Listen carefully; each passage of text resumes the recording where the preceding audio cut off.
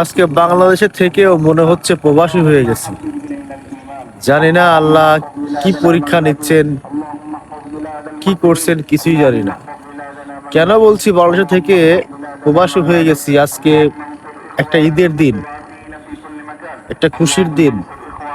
হুজুর যখন খুতবা শেষে বললেন আজকে ঈদের দিন, সবার জন্য খুশির দিন, কিন্তু আল্লাহ তাআলা আমার জন্য খুশির দিনটা রাখেন নাই।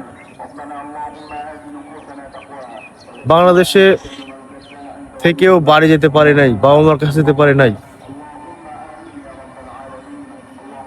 ভাইয়ের দেখতে পারি নাই।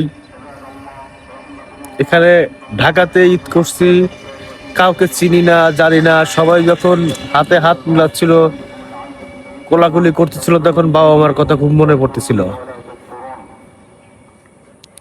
আল্লাহ আমার দুটা সন্তান দিয়েছে, একটা সন্তান একটা কলিজা আমার কাছে,